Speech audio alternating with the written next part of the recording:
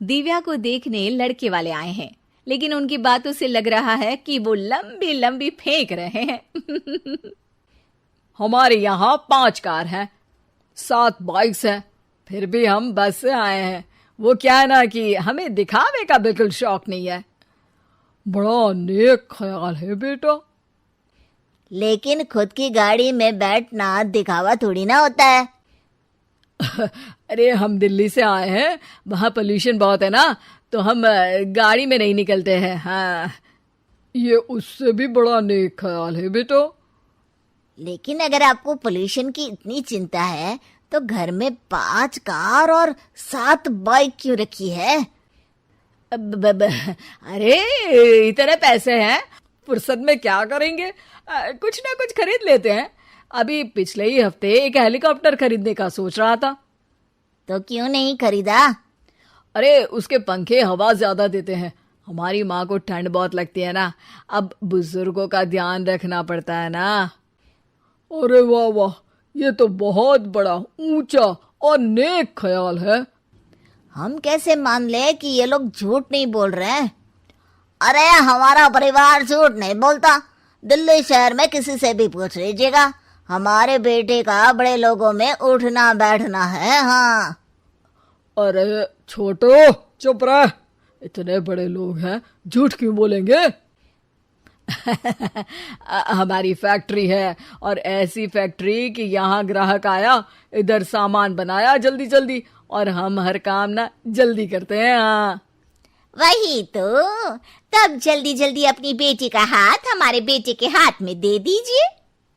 दिव्या के पिताजी दिव्या के भाई छोटू की एक भी बात न मानते हुए दिव्या की शादी दिल्ली के इस फेंकू परिवार में करवा देते हैं।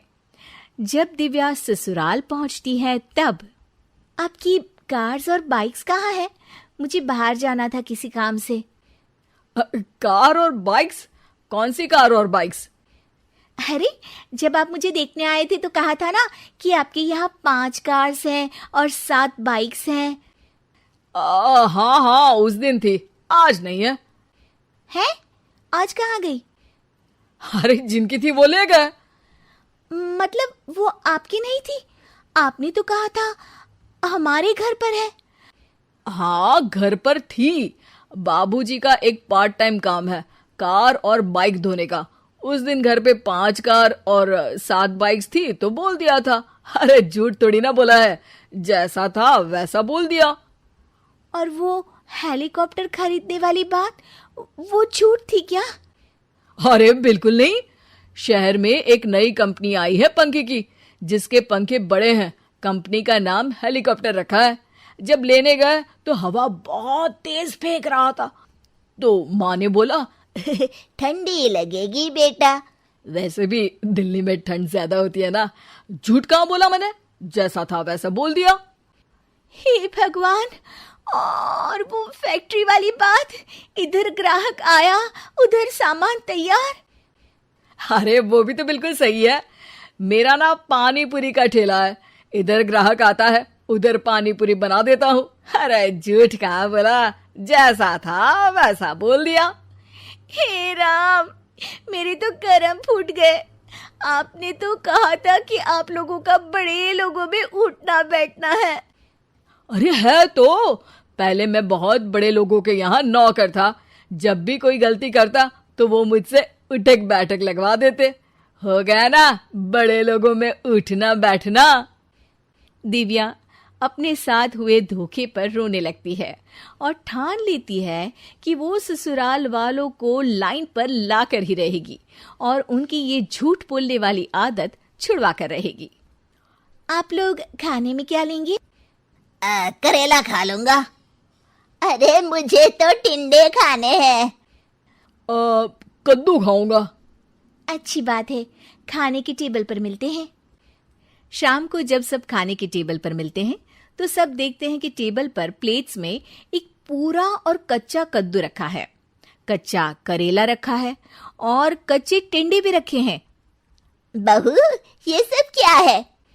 ससुर जी के लिए करेले, आपके लिए टिंडे और श्रवण जी के लिए कद्दू। अरे वो तो दिख रहा है, लेकिन ये पकाया क्यों नहीं है?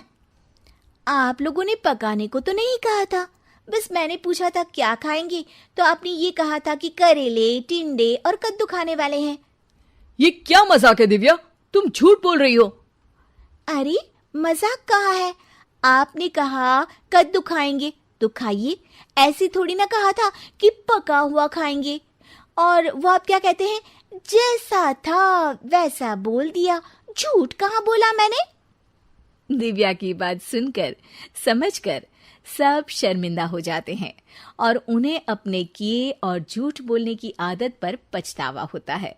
दिव्या समझदारी दिखाते हुए उन्हें सच के रास्ते पर चलने और किसी से मजाक में भी झूठ ना बोलने की सीख देती है और उनके काम में मदद करके उनके काम को और बड़ा बनाने में मदद करने लग जाती है।